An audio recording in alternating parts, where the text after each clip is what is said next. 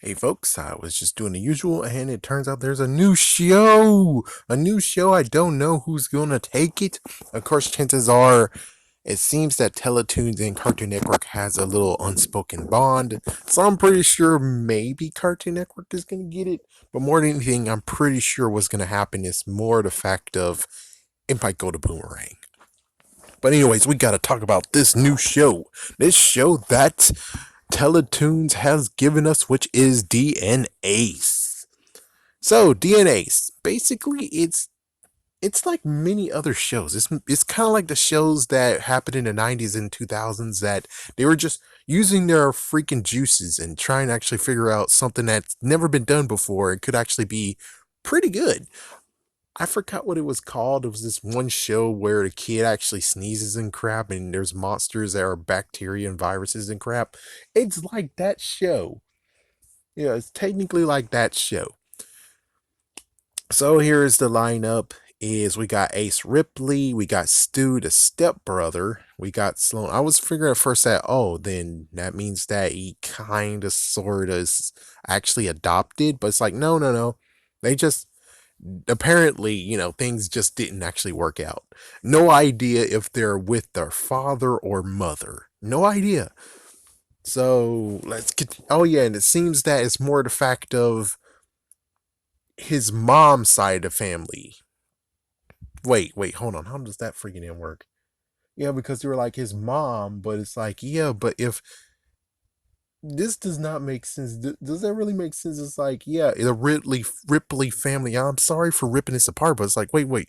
So technically, it should be the dad. It should continue on being like the dad and the dad and the dad. It's like, great grandfather, great great grandfather, great grandfather, grandfather, mother, son. That does not work because then he wouldn't actually have the last name of Ripley. Am I right? So someone didn't do their homework. That's sad.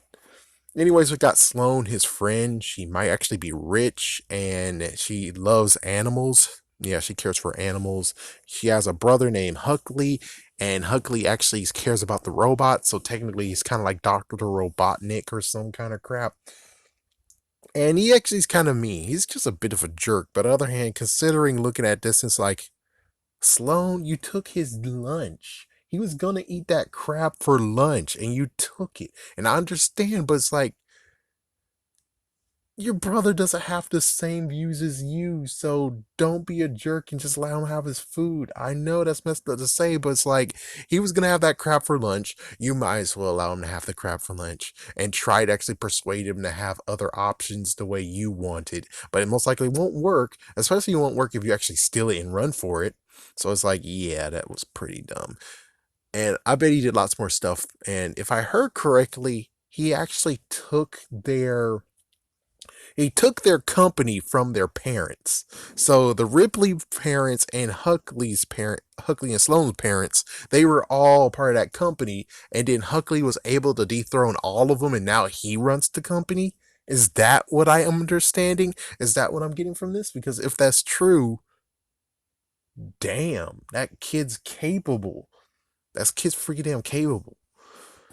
So, anyways, in the very beginning, we actually got this squirrel. The squirrel's name is Mendel, and he got hit by a freaking damn meteor. It's like, yeah, 100 years ago, he got hit by a damn meteor. Actually, technically, centuries ago, he was.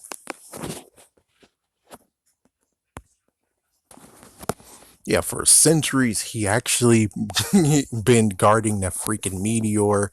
And, well, one crazy thing is that the meteor actually changed him. He got himself a name, Mendel. He is immortal, invincible, and intelligent. He's able to speak too. It turns out that every single time something happens when it comes to a animal, they can now talk English. So, anyways, apparently in his basement, in Ace's basement, there is a meteor.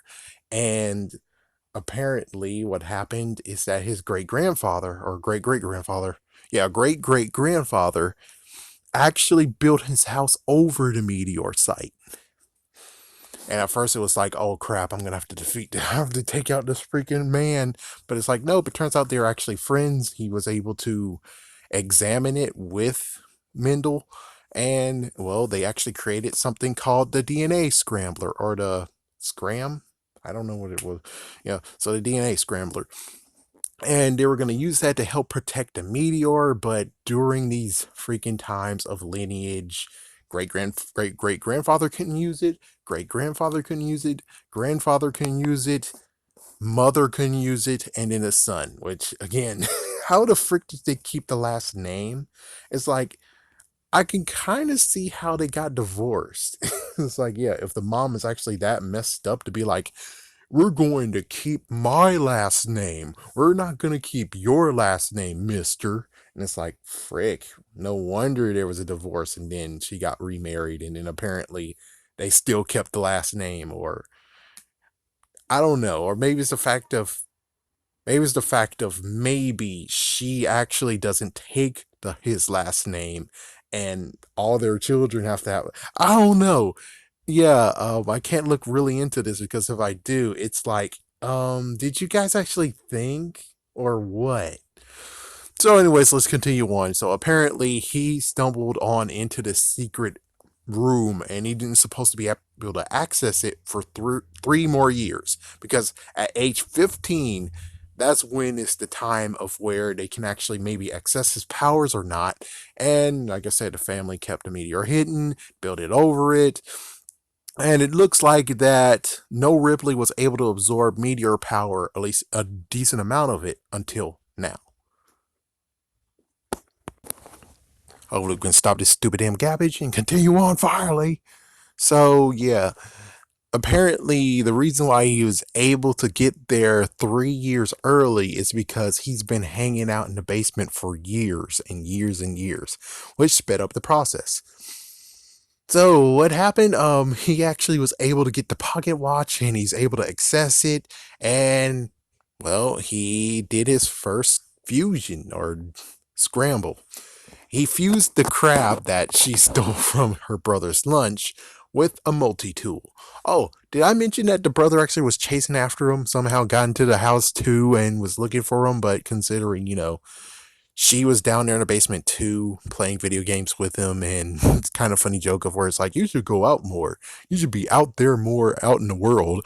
Well, he tried to get in there, he couldn't find him, especially since the secret room's hidden. And he's like, "Oh, we'll find him. I'm going to show you guys. I'm going to teach you a lesson somehow." Yeah, so he left. They created I forgot what they called his name, but anyways, well, the new crab, I think it's just Krabby. Well, anyways, Krabby actually cut Mendo in half, holy frick, but he was able to revive himself because he's immortal. And I think they're called them scrammers.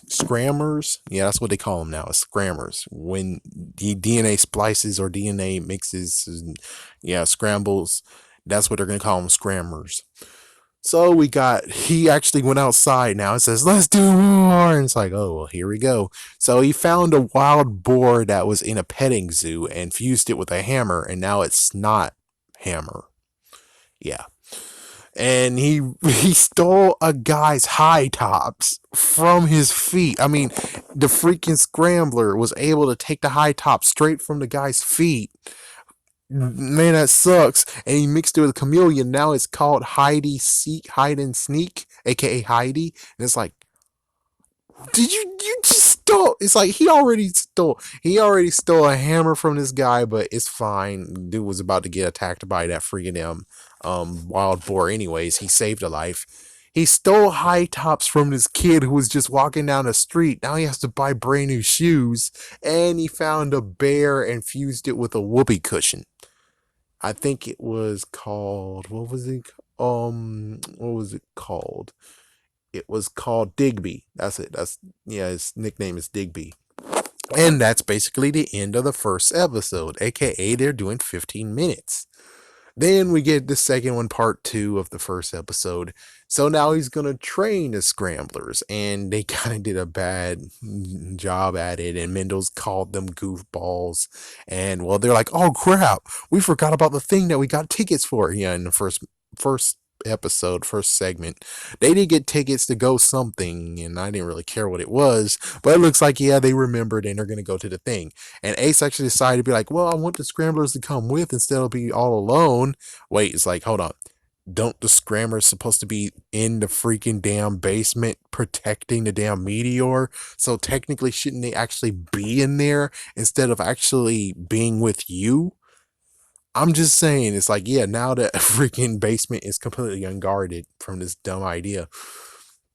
So, anyways, Ace decided to hide the Scrammers and go to the thing. He actually is wearing a big trench coat.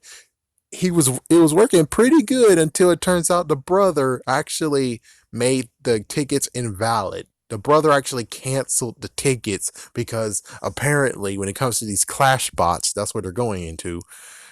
He actually owns the freaking event and everything in the franchise, which means that he's able to actually cancel the tickets. Yeah, that's pretty messed the freak up, dude. What the fuck? He's like, yeah, really, what the fuck? So what they do is actually they go outside, and sadly the freaking, well, they're already outside. They keep walking. The trench coat rips open, and then all the Scrammers are showed up, and one guy's like, oh my gosh, there's some cool clash bots, and he's like, so that's what they do, is actually pose as clash bots, and they got in. Congratulations. And well, there's like at least 3 rounds that happened before it, yeah, then the brother decided to screw him over even more. So there was an ice cream robot going against some other robot, and apparently they have a pit of lava or a moat or trench of lava. And the freaking ice cream robot has just been knocked out in the freaking damn lava. Damn. Oh yeah, and yeah, as this it turns out that yes, Huckley actually put them in. So now instead of just being in the locker room and you're just sitting chilling, Huckley's like, well, somehow I have the freaking ability to tell that you went inside. And since I have that psychic ability, I'm able to actually say, yes, we're gonna add one more freaking event. You versus me. Yeah. What the how does this kid actually have, it's like, what the frick? It makes sense if the kid actually have a walkie-talkie and they do like some extra part of where it shows that he knows, and it's like, dude, instead of the whole, he just walks in there and says, oh well, good news, you guys are a part of it. Anyways, round two, a freaking bot got his head torn off.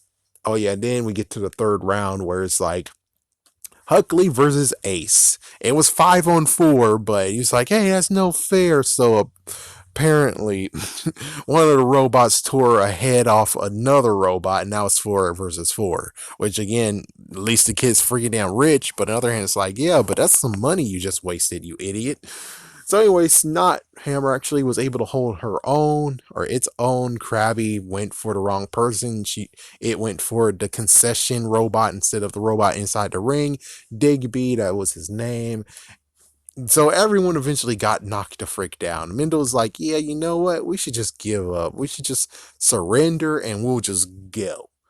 And it's like, no, we shouldn't. And then Ace comes up with a good idea, saying, because apparently this game, instead of knocking people out, it's basically taking the bulb from someone else. So it's kind of like capture the flag, but instead is a bulb.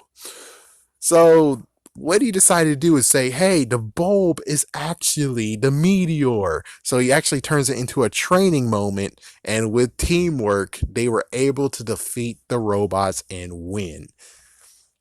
So there we go. Mendel had to say, oh yeah, I'm sorry. I thought you guys were a bunch of freaking Looney Tunes, but it turns out that no, you guys are good fighters. You are warriors, and well, they did have a trophy, and then all of a sudden, Ace is like, let's make more, and it's like, wait, hold on.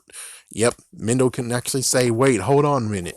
So he's gonna make more, and we'll see more in the next episodes. So there you go. That is DNAce. DNAce is pretty weird. Of course, Canada, they make weird content, period. I'm just telling you the truth. They make weird content, period.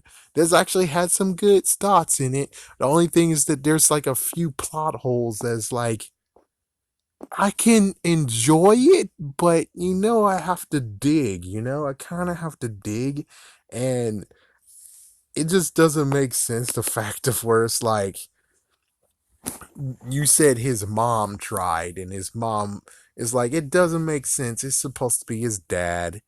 It makes sense. It was his dad. If it was his mom, the freaking last name should not match up.